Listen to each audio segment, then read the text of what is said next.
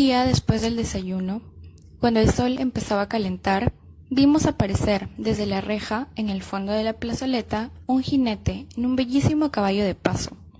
Pañuelo al cuello que agitaba el viento, sanpedrano pellón de sedosa cabellera negra y henchida alforja, que picaba espuelas en dirección a la casa. Reconocímosle, era el hermano mayor, que años corridos volvía. Salimos atropelladamente gritando, «¡Roberto! ¡Roberto!». Entró el viajero empedrado, donde el ñorbo y la campanilla enredábanse en las columnas como venas en un brazo, y descendió en los de nosotros. Cómo se regocijaba mi madre. Tocábalo, acariciaba su tostada piel, encontrábalo viejo, triste, delgado. Con su ropa empolvada aún, Roberto recorría las habitaciones, rodeados de nosotros. Fue a su cuarto, pasó al comedor, vio los objetos que se habían comprado durante su ausencia y llegó al jardín. ¿Y la higuerilla?, dijo. Buscaba el entristecido aquel árbol cuya semilla sembrara él mismo antes de partir. Reímos todos. «Bajo la higuerilla estás». El árbol había crecido y se mecía armoniosamente con la brisa marina.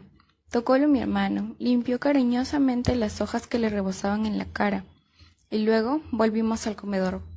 Sobre la mesa estaba la alforja rebosante. Sacaba él uno a uno los objetos que traía, y los iba entregando a cada uno de nosotros.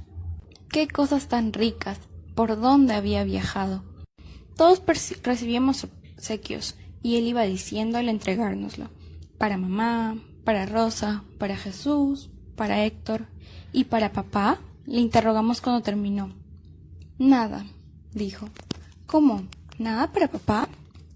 Sonrió el amado, llamó al sirviente y le dijo: ¡El Carmelo! A poco volvió éste con una jaula y sacó de ella un gallo, que ya libre estiró sus cansados miembros, agitó las alas y cantó estentóreamente: «¡Crococo!». «Para papá», dijo mi hermano.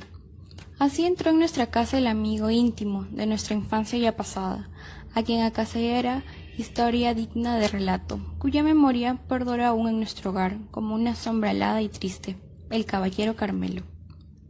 Amanecí en Pisco alegremente, a la agonía de las sombras nocturnas, en el frescor del alba, en el radiante despertar del día. Sentíamos los pasos de mi madre en el comedor, preparando el café para papá. Marchábase éste a la oficina. Despertaba ella la criada, chirriaba la puerta de la calle con sus mohosos goznes. Oíanse el canto del gallo, que era el contestado intervalo por todos los de la vecindad. Sentíase el ruido del mar, el frescor de la mañana, la alegría sana de la vida. Después mi madre venía a nosotros, nos hacía rezar, arrodillados en la cama, con nuestras blancas camisas de dormir. Vestíanos luego, y al concluir nuestro tocado se anunciaba a lo lejos la voz del panadero. Marchábase el viejo, y nosotros, dejando la provisión sobre la mesa del comedor cubierta de hule brillante, íbamos a dar de comer a los animales. Cogíamos las mazorcas de apretados dientes, las desgranábamos en un cesto y entrábamos al corral donde los animales nos rodeaban. Volaban las palomas, picoteábanse las gallinas por el grano, y entre ellas escobullíase los conejos. Después de su frugal comida, hacían grupo alrededor nuestro. Venía hasta nosotros la cabra, renegando su cabeza en nuestras piernas. Piaban los pollitos. Tímidamente se acercaban los conejos blancos, con sus largas orejas, sus redondos ojos brillantes y su boca de niña presumida. Aquel día, mientras contemplábamos a los discretos animales, escapóse del corral el pelado, un pollo sin plumas, que parecía uno de aquellos jóvenes de 17 años, flacos y golosos. Pero el pelado, a más de eso, era pendenciero y escandaloso. Y aquel día, mientras la paz era del corral y los otros comían el modesto grano, él, en pos de mejores viandas, habíase encaramado en la mesa del comedor y roto varias piezas de nuestra limitada vajilla. En el almuerzo tratóse de suprimirlo, y cuando mi padre supo de sus fechorías, dijo pausadamente: «Nos lo comeremos el domingo». Defendiólo mi primer hermano, Anfiloquio, su poseedor, suplicante y lloroso.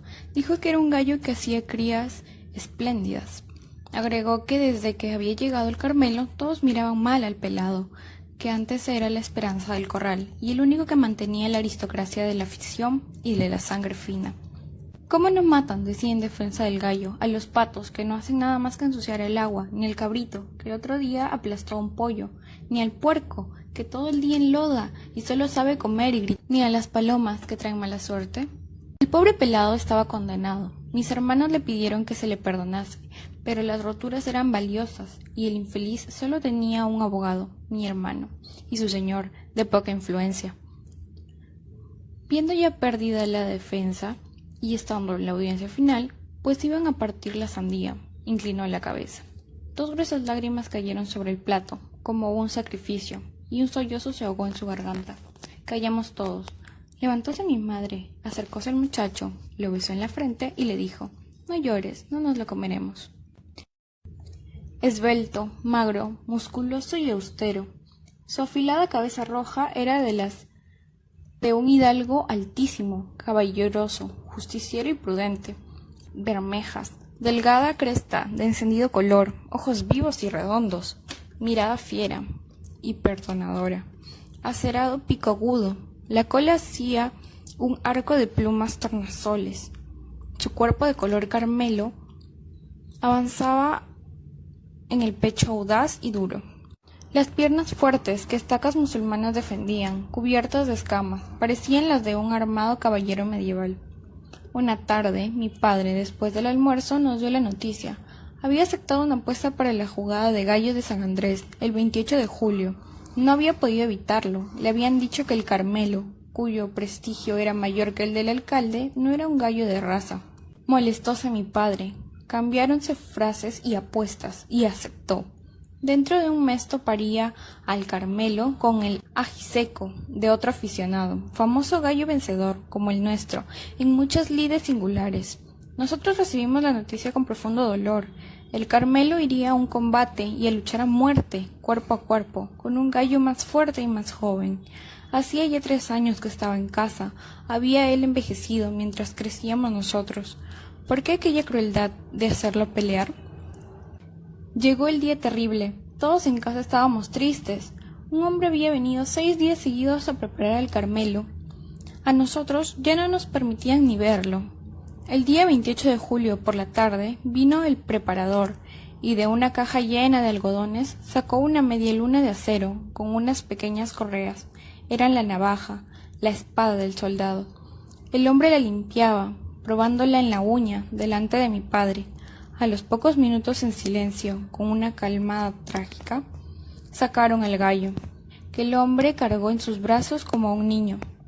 Un criado llevaba la cuchilla y mis 2 hermanos lo acompañaron. ¡Qué crueldad!, dijo mi madre. Lloraban mis hermanas y la más pequeña, Jesús, me dijo en secreto antes de salir: «Oye, anda junto a él, cuídalo, pobrecito». Llevóse la mano a sus ojos, dichosa a llorar, y yo salí precipitadamente y hube de correr unas cuadras para poder alcanzarlos. Llegamos a San Andrés. El pueblo estaba de fiesta. Banderas peruanas agitaban sobre las casas por el Día de la Patria, que allí sabían celebrar con una gran jugada de gallos, a la que solían ir todos los hacendados y ricos hombres del valle. Nos encaminamos a la cancha.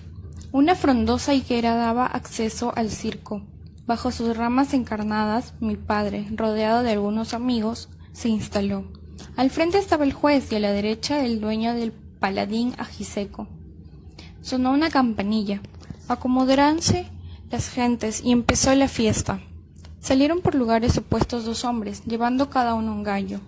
Lanzáronlo al ruedo, con singular ademán. Hubo ruido de alas, plumas que volaron, gritos de muchedumbre, y a los pocos segundos de jadeante lucha cayó uno de ellos. Su cabecita afilada roja besó el suelo, y la voz del juez: «Ha enterrado el pico, señores». Batió en las alas el vencedor, aplaudió la multitud encarnecida, y ambos gallos sangrando fueron sacados del ruedo. La primera jornada había terminado. Ahora entraba el nuestro, el caballero Carmelo. Un rumor de expectación vibró en el circo. El ajiseco y el Carmelo. 100 soles de apuesta. Sonó la campanilla del juez y yo empecé a temblar. En medio de la expectación general salieron los 2 hombres, cada uno con su gallo. Se hizo un profundo silencio y soltaron a los 2 rivales. Nuestro Carmelo, al lado del otro, era un gallo viejo y achacoso. Todos apostaban al enemigo, como augurio de que nuestro gallo iba a morir. No faltó aficionado que anunció el triunfo del Carmelo, pero la mayoría de las apuestas favorecía al adversario. Una vez frente al enemigo, el Carmelo empezó a picotear, agitó las alas y cantó estentóreamente. El otro, que en verdad parecía ser un gallo fino de distinguida sangre y alcurnia, hacía cosas tan petulantes cuan humanas, miraba con desprecio a nuestro gallo y se paseaba como dueño de la cancha, enardeciéndose de los ánimos de los adversarios. Llegaron al centro y alargaron sus erizados cuellos, tocándose los picos sin perder terreno. El ajiseco dio la primera embestida, entablóse la lucha, y yo rogaba a la Virgen que sacara con bien a nuestro viejo paladín. Batíase él con todos los aires de un experto luchador, acostumbrado a las artes azarosas de la guerra. Cuidaba poner las patas armadas en el enemigo pecho, jamás picaba a su adversario. ¿Qué tal cosa es cobardía? Mientras que éste, bravucón y necio, todo quería hacerlo a aletazos y golpes de fuerza. Jadeantes se detuvieron un segundo. Un hilo de sangre corría por la pierna del Carmelo. Estaba herido, más parecía no darse cuenta de su dolor. Cruzáronse nuevas apuestas en favor del ajiseco, y la gente felicitaba ya al poseedor del menguado.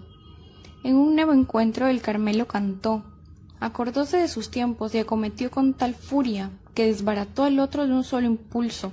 Levantóse éste y la lucha fue cruel e indecisa. Por fin una herida grave hizo caer al Carmelo, jadeante. ¡Bravo! ¡Bravo el ajiseco!, gritaron sus partidarios, creyendo ganada la prueba. Pero el juez, atento a todos los detalles de la lucha, y con acuerdo de cánones, dijo, «¿Todavía no han enterrado el pico, señores?» En efecto, incorporóse el Carmelo. Su enemigo, como para humillarlo, se acercó a él, sin hacerle daño. Nació entonces, en medio del dolor de la caída, todo el coraje de los gallos de Caucato. Incorpórese el Carmelo, como un soldado herido, acometió de frente y definitivo sobre su rival, con una estocada que lo dejó muerto en el sitio. Fue entonces cuando el Carmelo, que se desangraba, se dejó caer, después que el ajiseco había enterrado el pico. La jugada estaba ganada, y un clamoreo incesante se levantó en la cancha. Felicitaron a mi padre por el triunfo, y como esa era la jugada más interesante, se retiraron del circo, mientras resonaba un grito entusiasta. ¡Viva el Carmelo! Yo y mis hermanos lo recibimos y lo condujimos a casa, atravesando por la orilla del mar el pesado camino, y soplando aguardiente bajo las alas del triunfador, que desfallecía. 2 días estuvo el gallo sometido a toda clase de cuidado. Mi hermana Jesús y yo le dábamos maíz, se lo poníamos en el pico, pero el pobrecito no podía comerlo ni incorporarse. Una gran tristeza reinaba en la casa. Aquel segundo día, después del colegio, cuando fuimos yo y mi hermana a verlo, lo encontramos tan decaído que nos hizo llorar. Le dábamos agua con nuestras manos, le acariciábamos, le poníamos en el pico rojo granos de granada. De pronto el gallo se incorporó. Caía la tarde y por la ventana del cuarto donde entraba la luz estaba sangrienta de crepúsculo. Acercóse a la ventana, miró la luz, agitó débilmente las alas y estuvo un largo rato en la contemplación del cielo. Luego abrió nerviosamente las alas de oro y enseñóreose y cantó. Retrocedió unos pasos, inclinó el tornasolado cuello sobre el pecho, tembló, desplomóse, estiró sus débiles patitas escamosas y mirándonos amoroso, expiró apaciblemente. Echamos a llorar. Fuimos en busca de mi madre, y ya no lo vimos más. Sombría fue la comida aquella noche. Mi madre no dijo una sola palabra, y bajo la luz amarillenta del lamparín, todos nos mirábamos en silencio. Al día siguiente, en el alba, en la agonía de las sombras nocturnas, no se oyó su canto alegre. Así pasó por el mundo aquel héroe ignorado, aquel amigo tan querido de nuestra niñez, el caballero Carmelo, flor y nata de paladines, y último vástago de aquellos gallos de sangre y de raza, cuyo prestigio unánime fue el orgullo, por muchos años, de todo el verde y fecundo valle de Caucato.